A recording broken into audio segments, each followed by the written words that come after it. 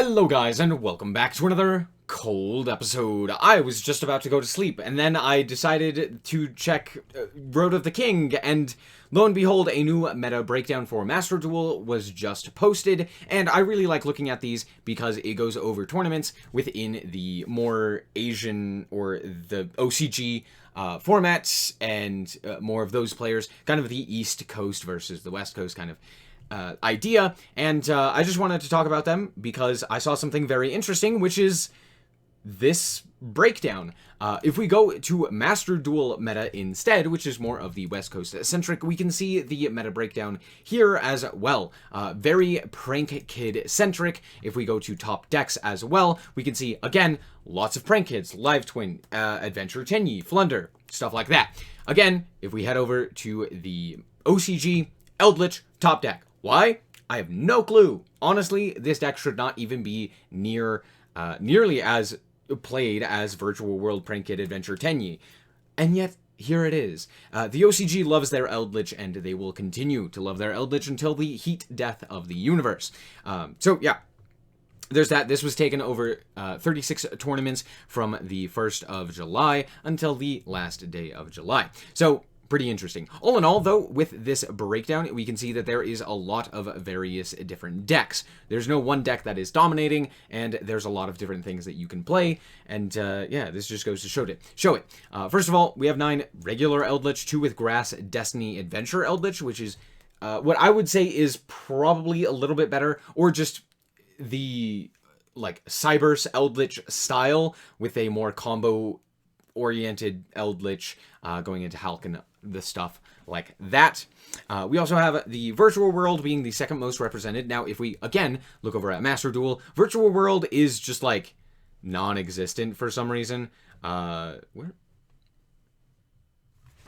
What the? Hold on. Okay, there we go. Where? There it is. Okay. Literally couldn't find it. Yeah, so, you know, again, if we go to the tier list, we can see that it is a tier 2 strategy. But yeah, like, no one's playing it again. We have 40 top decks for Prank Kids and 6 for Virtual World, whereas here it is more Virtual World, slightly more Virtual World than Prank Kids. And yeah, of course, we have the Adventure Prank Kid engine and the Destiny Adventure Prank Kid engine. People are playing pure Prank Kids. I refuse to believe that, but okay.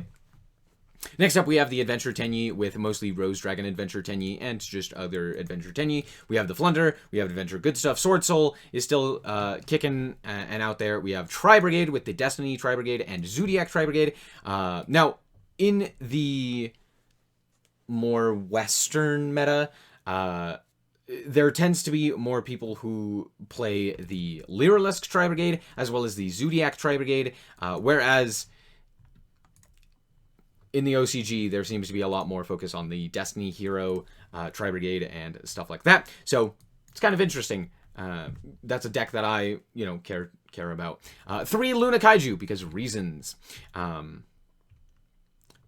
Meta breakdown post Wandering Travelers. Hold on, what? Oh, this is, okay, so this is the overall for the 1st through the 31st, and then this one was the first week, oh, no, this one was just post-Wandering Traders.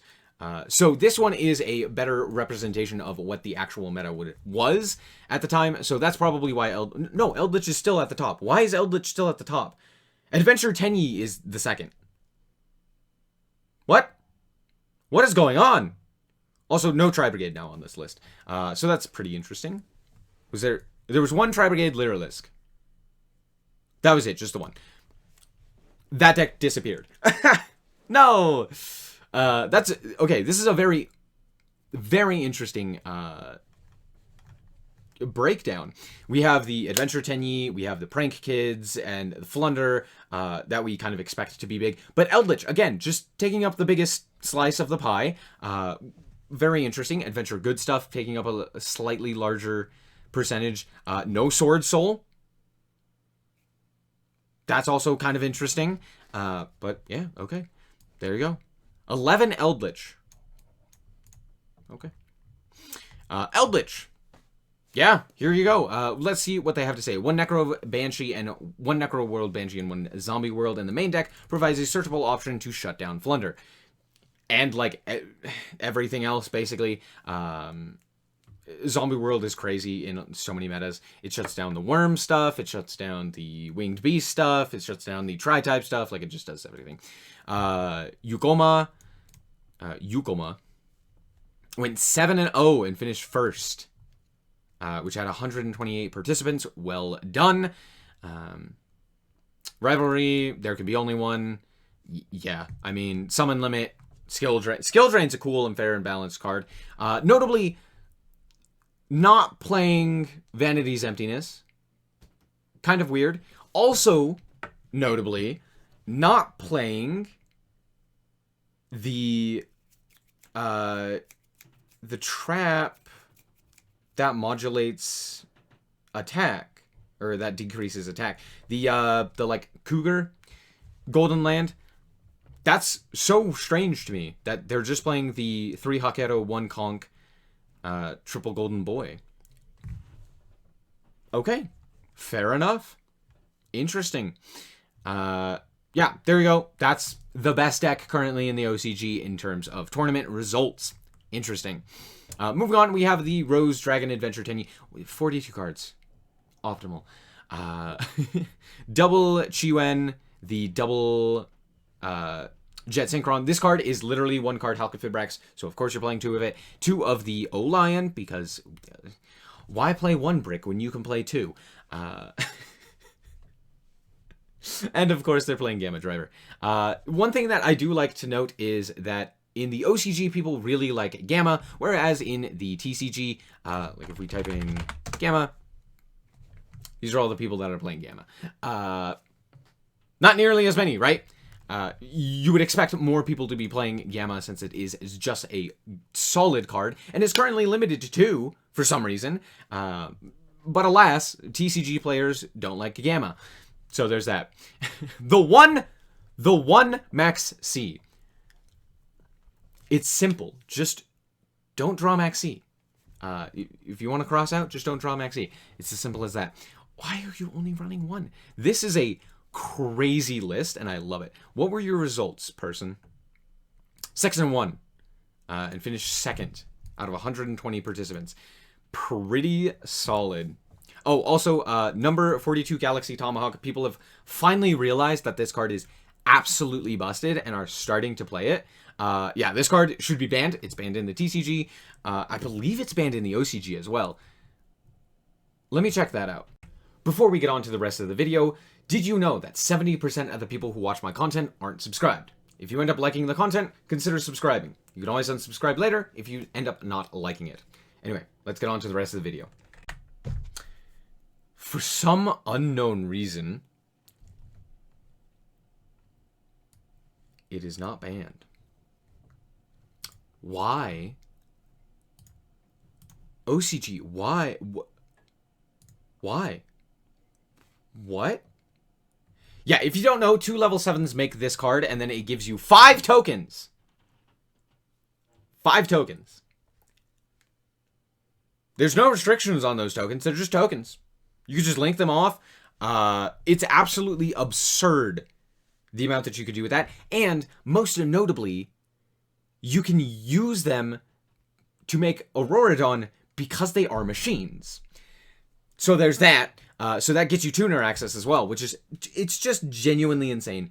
This card is absolutely busted. I would not be surprised if it does get banned in Master Duel, and it probably won't get banned in the TCG, or the OCG, I should say, anytime soon. Anyway, moving on, we have a Prank Kids. This guy went 6-2, finished 3rd/4th, with an 80 participant tournament. Prank Kids, just constant fusion material. I'm surprised that this is not the top deck as well in the OCG land, just given the fact that this card is, or this deck is so powerful, and Meow Meow Mew is at 3.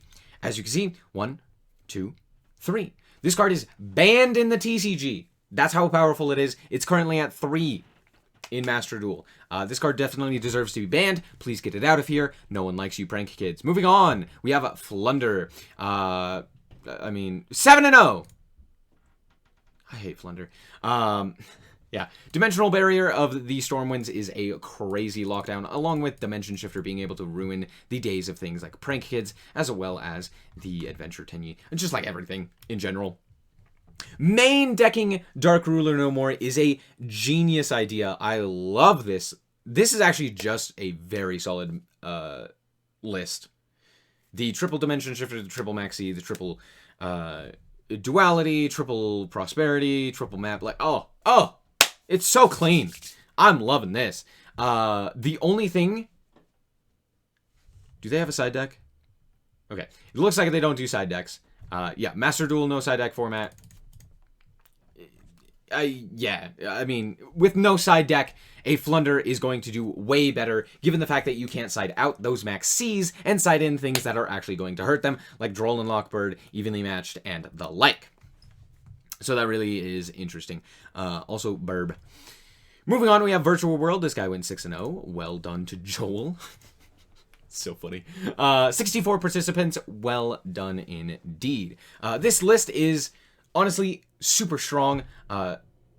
Or I should say Virtual World in general is just very strong, given the fact that they can make the VFD. And I've honestly seen this card looped with Virtual World. You can put it back into the extra deck and make it again. So this card's absolutely crazy. And again, another card that should be banned. Triple Crossout. The one Maxi. Man, these OCG players have no fear. They're like, it's simple. I will draw Crossout and just not draw Maxi. I'm like, okay, yeah. It's just, yeah, sure. Although, to be fair, if you are playing a no side deck event, it's probably way more worth it to just run the one Maxi, given the fact that if you do run up against this deck in particular, it's not really worth it. Conclusion. The impact of Wandering Travelers is evident in 4 of the top 6 decks are running them. Namely, the Adventure Tenyi, Prank Kid, Virtual World, and Adventure Good Stuff. Eldritch still exists. They didn't mention Flunder. Literally in a deck that entirely came out in the new set. Yeah. 1, 2, 3, 4, 5 of the top 6 decks.